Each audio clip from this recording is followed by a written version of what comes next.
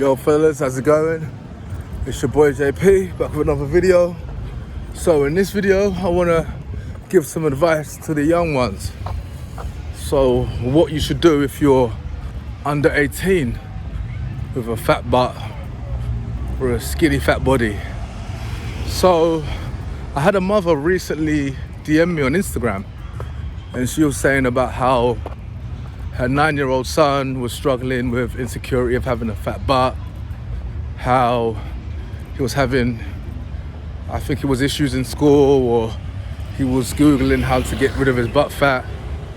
And she resonated with my story in terms of what I've been through growing up, and she was saying how her son was active, getting approached by scouts for professional sports and things like that. And it sounds like a very similar story to mine. So I was always very athletic. I was big into sports. I was always in the best teams. Not like professional, but definitely had opportunities there. But I also always had a fat butt. I was skinny. I wasn't fat by any means. I know my diet could have definitely been better, but I wasn't fat. However, my butt always would stick out. Very embarrassing. I'd have other kids laugh and say I looked like a monkey or a baboon, or ask me why my butt stuck out. And yeah, it was very embarrassing growing up with that. I hated it to the point where I did want to get plastic surgery as soon as I was able to.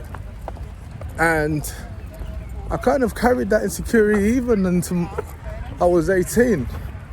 Before I started training, it was always a thing for me. I would always check my side profile, which I still do now. If you walk with me, you'll see me checking the mirror, see how I look, how my butt's sticking out. And the one thing I would say is that, number one, as soon as you're able, you can start training. For example, you've got gymnasts, young kids in their 10, 11, 12, they're doing the rings, doing pull-ups. So you can train. I wouldn't say necessarily go too heavy or whatever, because you might stunt your growth. But if I knew what I knew now, I probably would have been training from about 14. And I kind of did, actually, to be fair. I was always into doing push-ups and stuff from 14, 15, to the point where I built a kind of reputation for being the strong guy. I was the strong guy in the sports teams. But didn't necessarily resolve the butt fat issues. I didn't really know about food, about nutrition. So it was definitely a learning curve from sharply for about 18 onwards. Now, if you're a kid watching this and you can get your parents to really increase your protein. Have more protein in your meals. You can look at lifting, so push-ups and pull-ups when you can do it. But eventually your body's just going to change anyway. That's the thing. I wouldn't be too concerned until 18, because you still need to go through puberty. A lot is going to change naturally. And a lot of times you might have to just have some self-acceptance of your physique right now. But if I was you, I'd be training. I'd be doing push-ups and pull-ups. I'd be trying to work out as early as possible, because just know by the time you get to 18, you're going to be in love with your physique, especially if you start at 14. You're going to have a jump on everyone. So that's definitely what I do. I'd be lifting from young. And the fact that you've got glutes means that you've got a strong core. So you're going to be stronger than most who don't have a fat butt, because your glutes are a big part of your core. So if you're playing sports, you've got that core strength. If you're playing like rugby, American football, basketball, whatever sport, even running, you're going to have an advantage. So don't get too down on yourself. And kids could be cruel, so I wouldn't pay too much attention, but use that as fuel, because you'll never forget. Even now, as I said, I still remember vividly how I felt. And I felt like if I didn't go through that and have all that insecurity growing up, I would not have been the person I was today, in terms of really being hot on fitness, being a trainer. I mean, this is my life now. Even my job is all about fitness. I sell fitness and health coaching on a day-to-day basis, and it's been my livelihood for the longest time. Even involuntary, even businesses which I wasn't directly selling fitness, I use my physique for marketing almost. because everyone respects a man that is in good shape, because you can't fake it. There's no surgery that's gonna make you look legitimately like someone that trains hard in the gym. Women can fake it, women can get a BBL and do that, but as a man, there's no surgery yet where you're gonna literally have more muscles and be strong and lift. Nah, this is something that takes time of training and consistency, lifting heavy, pushing yourself, going through that grind. It's something that is gonna take work. So just see yourself as an advantage. Use that as fuel, because you know you're gonna look back at whoever's chatting shit in 5 years, in 10 years, and you're gonna be able to smile knowing that you've done what needs to be done in terms of how you're feeling, your physique, being strong, being able. And this almost see it as an advantage, because put you next to the person that's never had any issues, that's had life easy. They're the ones where you're gonna see that they're gonna let their body slip. It just won't mean enough to them.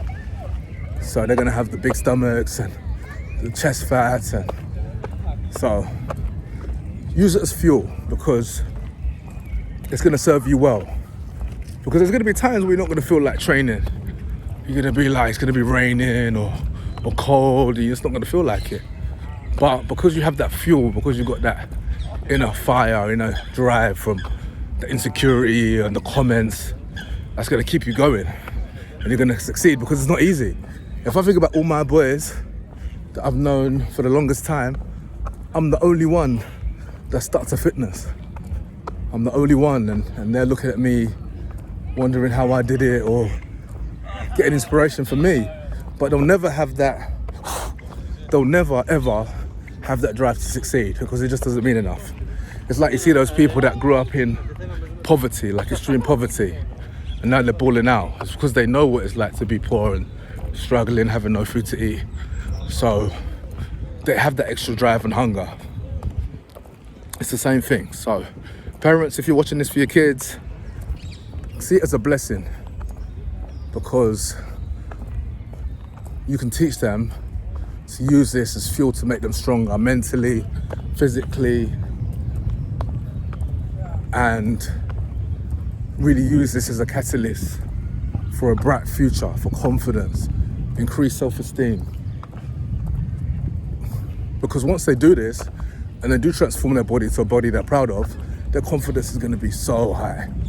So high, it's going to be ridiculous, to the point where they might even have overconfidence. And that's actually happened to me, to my detriment. And then God had to slap me down to humble me, but they're going to feel on top of the world. So if you're 13, 14, yeah, start training. Start training. Don't be scared. People say, oh, you're going to start your muscles, you're going to start your growth. They don't know what they're talking about.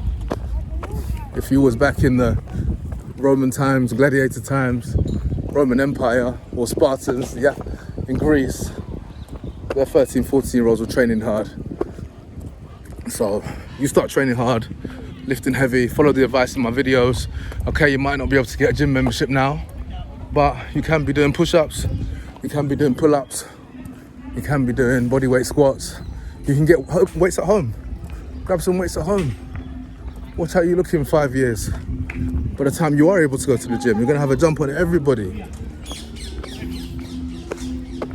So, anyway, hope this is a bit of inspiration for you and encouragement, because all it takes is the decision. Just don't feel sorry for yourself.